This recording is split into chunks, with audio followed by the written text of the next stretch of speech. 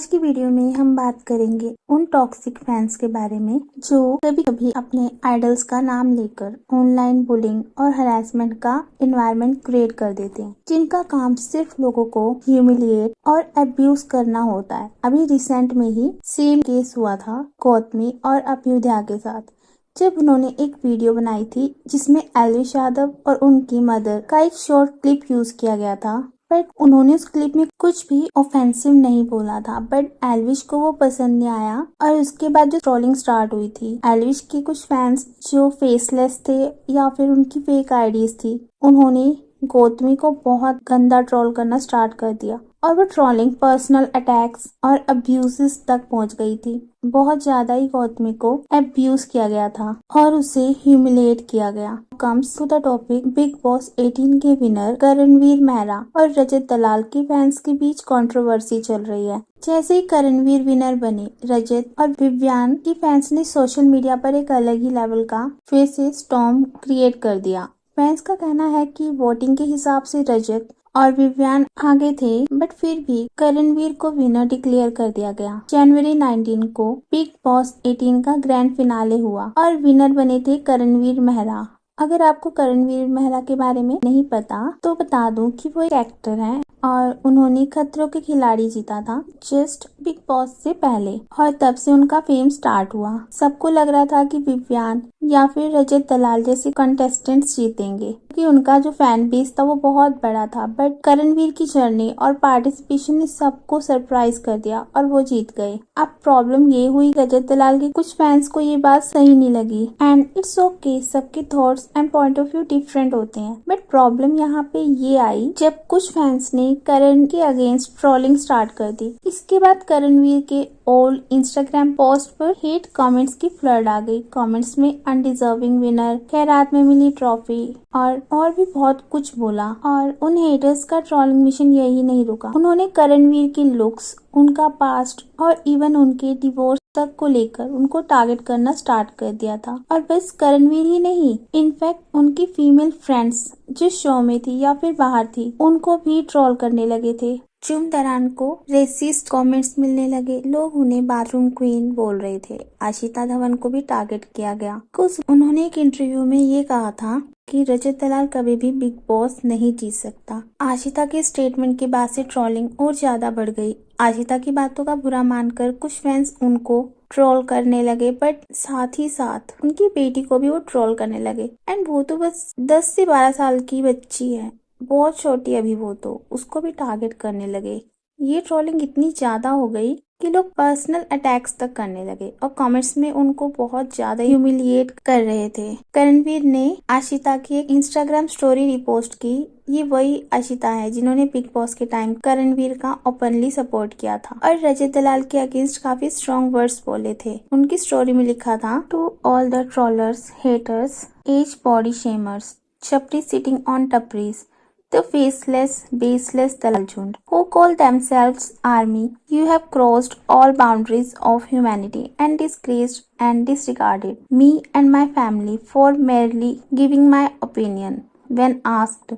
You have taken the time and trouble to go to my old post and bombard my comment section with hate, abuses, curses and whatnot. I am in shock and disbelief with the misuse of democracy in the name of freedom of speech. This is a slap on your face from Almighty. जिनके पीछे तुम जैसे लोग हैं उनका जिंदगी में कुछ अच्छा नहीं हो सकता।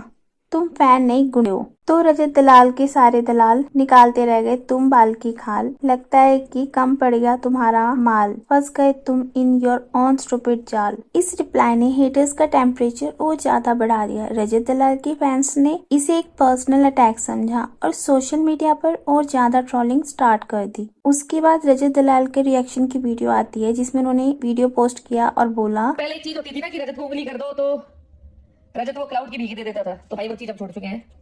बेहतरी इस चीज में रहेगी, आप अपने परिवार पे ध्यान दो, मेरे समीकरणों की छोड़ दो। वो आपको अभी भी दिख रहा होगा, समय के साथ दिख जाएगा कैसे है। कुछ भी बोलना है मेरे को बोलो, वो जो पीछे नाम है ना दलाल, उसको मत इन्वॉल्व करो। दलाल खाप मेरे भाई बहुत बड़ी है। उसके बाद किसी पॉडकास्ट में करणवीर बोलते, ऐसा कुछ नहीं है लास्ट नेम का, मैंने तो नोटिस भी नहीं किया था उसमें दलाल है उस पोस्ट में, और हम दोस्त हैं बढ़िया, अभी देखना हम लोग मिलकर पार्टी करेंगे।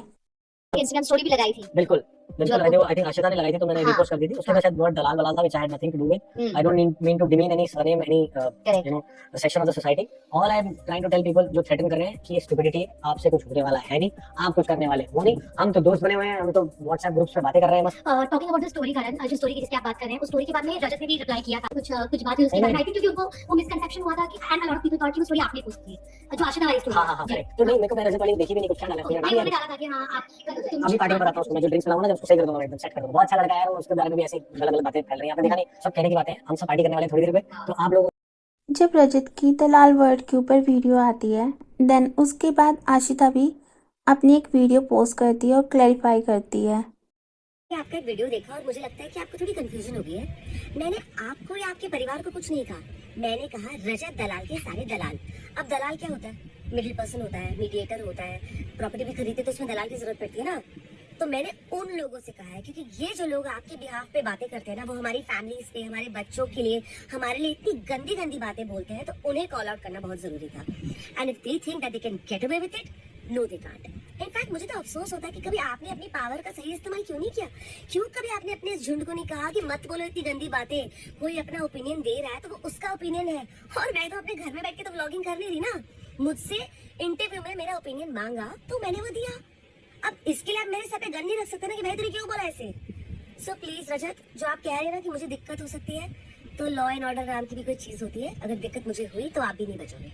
आपके समीकरण आप ही को बिग बॉस शो हर साल आता है और कहीं भी हो वहाँ हमेशा एक ही पर्सन विनर होगा, पर ट्रोलिंग की वजह से जो टॉक्सिक साइकिल स्टार्ट होता है, दैट इज रॉन्ग। सबके अपने व्यूज होते हैं, किसी को कुछ पसंद है और किसी को वही चीज नहीं पसंद है, बट इट डजंट मीन ना एब्यूजिव ही हो जाओ या ह्यूमिलिएशन स्टार्ट कर दो।